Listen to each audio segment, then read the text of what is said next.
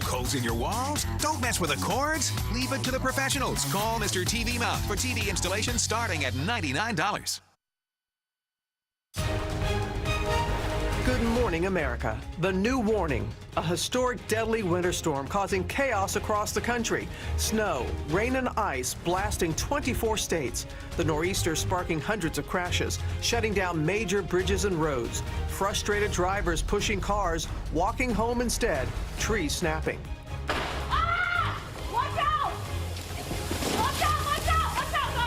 Students stranded at school overnight. Families sleeping at airports, packed into bus stations. Now the new alert for your morning commute, more snow on the way. And out west, the desperate search. Authorities now saying more than 600 people are missing from those California wildfires as President Trump prepares to head to the fire zone tomorrow.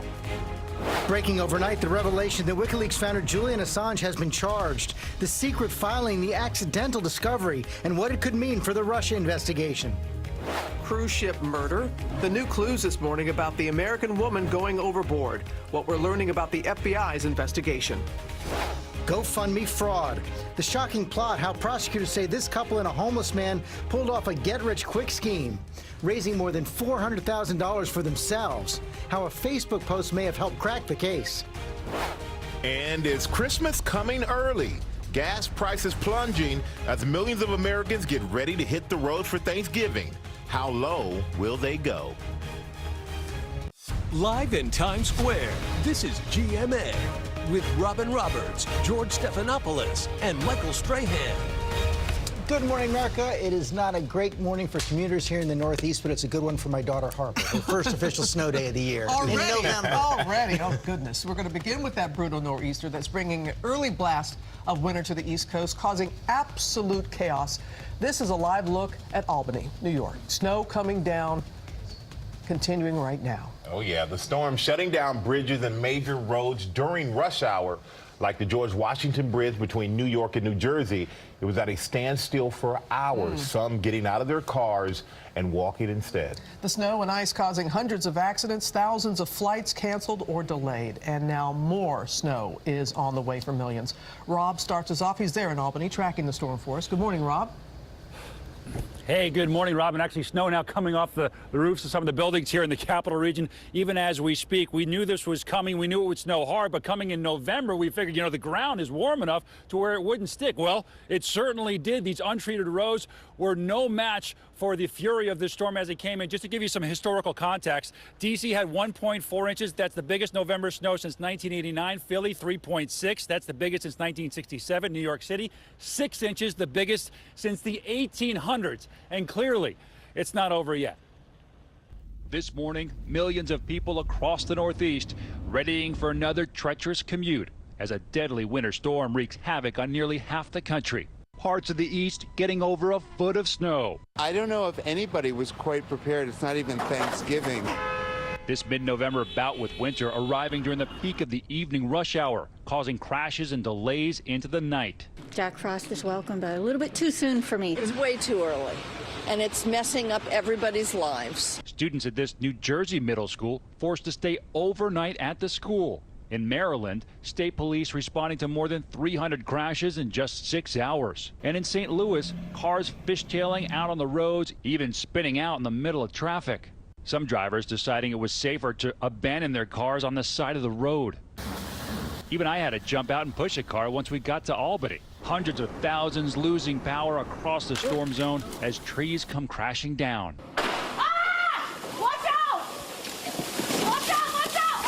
Branches, some with leaves still on them, buckling under the weight of the snow. You heard the crack? We was like, oh, shoot! The slippery conditions even causing a few tumbles. Oh, jeez. Oh, my gosh. Are you okay? Yes. People tumbling, cars skidding out, trees and branches coming down. One of the biggest problems, especially around the New York area with these trees, is a lot of them still have leaves on them. So they just basically are catch basins for the snow, and that added extra weight and took so many tree limbs down. And we continue to see this heavy, wet snow come down around us here in the capital region. Over 300,000 people without power, Michael. This is a mid-November snowstorm for the record books, my friend. All right, thank you, Rob. Stay away from those trees, my friend. And as we've seen, the storm is leading to dangerous and messy commutes across the country. Gio Benitez is out on the roads north of New York City. And Gio, you got stuck in traffic for hours last night. But how are the conditions this morning? Well, Michael, it's better than it was yesterday, but it's still a mess out here. I'm going to hold up my iPhone here just so you can see what's happening on the road right now. And we've got that snow melting right now, and you've got the rain falling. So the real concern is going to be black ice on the roads, that dangerous, slippery, invisible black ice on the roads. You know, as you said, I was stuck in the road there. I was stuck on the road for 5 hours yesterday, like so many of you. The commute home today, probably very slow, too. The weather bringing rush hour traffic to a standstill in and around New York City. At Manhattan's Port Authority bus terminal, armed guards stood on the escalators trying to prevent a stampede. Thousands were gathered there tightly packed, waiting for their ride home. In North Bergen, New Jersey, buses got stuck in the snow, people getting out of their cars to do the only thing they could do, push the buses out. Then there's the George Washington Bridge in and out of Manhattan. An accident there causing parts of the bridge to shut down during the evening commute. Some people were even seen walking across it. My team and I were stuck in that mess. We've been stuck on the road now for hours, and just take a look. That is the George Washington Bridge into New York City. No car is moving. For much of the Northeast, it's a traffic nightmare. Finally, as we approached hour 4, some relief. And the George Washington Bridge just reopened. We are beginning that slow crawl back into New York City. Even so, we would sit in traffic for another hour as this fall snowstorm turned into rain. All right, and so when you're looking at this, you're asking, were cities prepared for all of this snow? It turns out we're hearing that some of these buses, these city buses, didn't have the chains around the tires to get through the snow. But again, this is something you'd expect, George, in December, in January, not mid-November. It came a little early for everyone. Okay, Gio, thanks very much. Storm is also causing headaches at airports across the country. Thousands of flights already canceled or delayed. More will be affected this morning. ABC's Ariel Reshef is at Newark Airport in New Jersey with the latest scenario. One of those nights that had passengers sleeping in the terminal.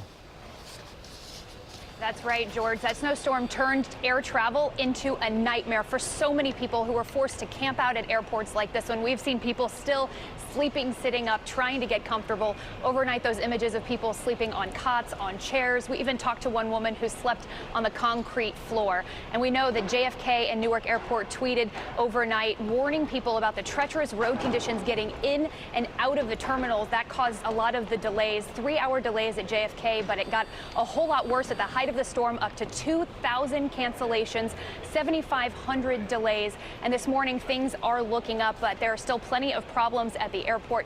Hundreds of delays and cancellations still expected, so people heading to the airport should give themselves plenty of time and, of course, check with their carriers before they head out.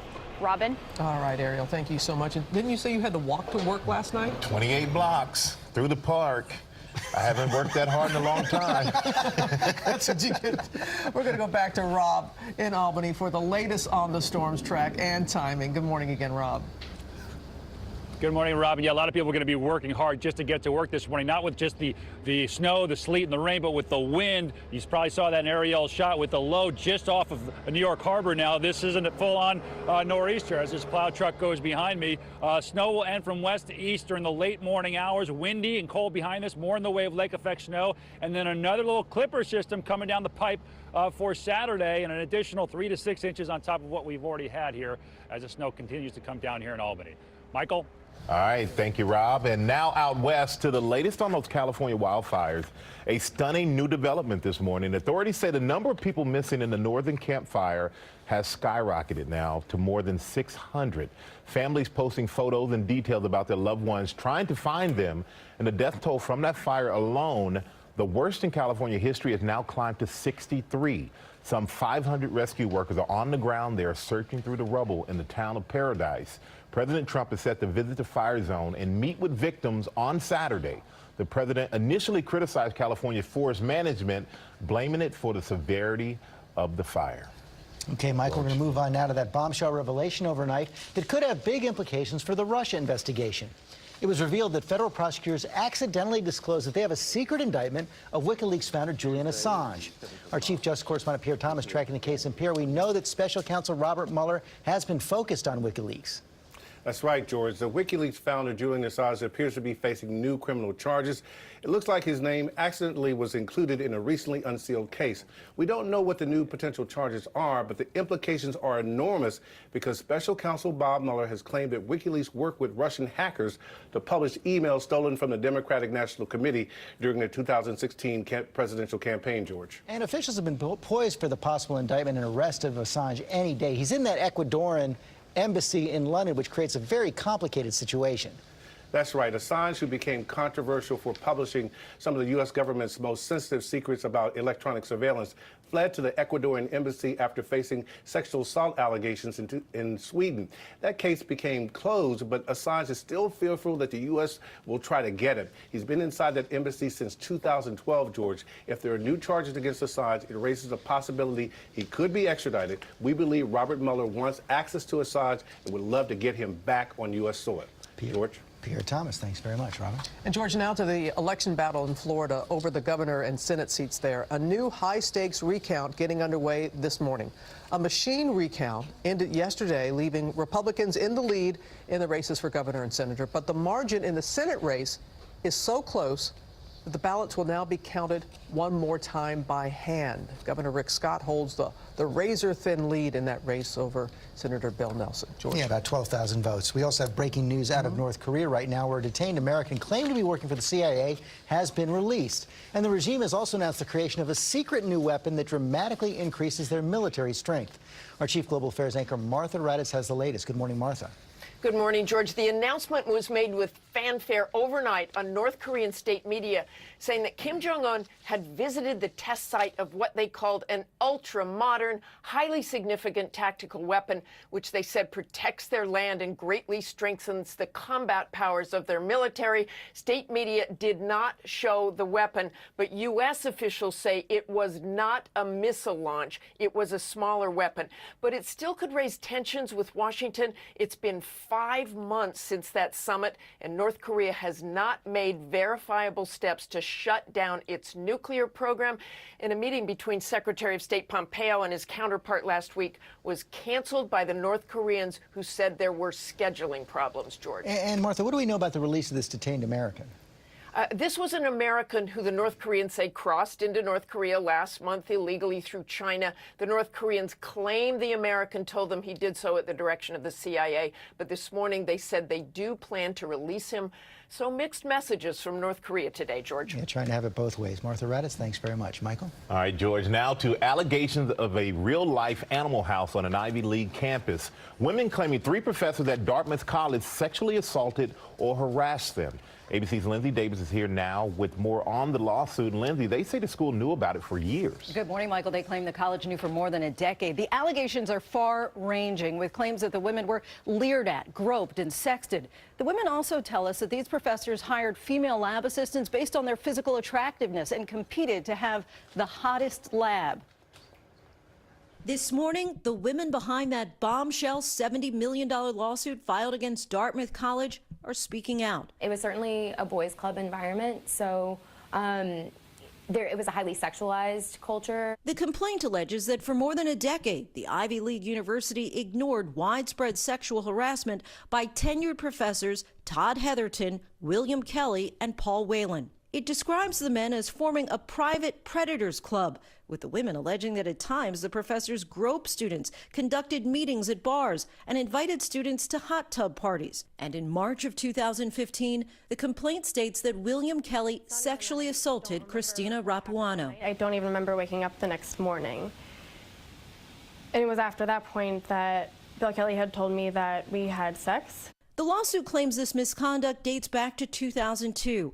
All 7 of the plaintiffs are considered highly accomplished scientists, current and former students of Dartmouth's Psychology and Brain Sciences Department, which the complaint compares to a 21st century animal house, a culture the women say the college was slow to address. The action that they took was too late and too little. In the fall, Dartmouth conducted an investigation and subsequently gave all 3 professors the option to resign or retire. In response to the lawsuit, Dartmouth told ABC News, as a result of the misconduct we found earlier this year by the 3 PBS faculty members, we took unprecedented steps toward revoking their tenure and terminating their employment.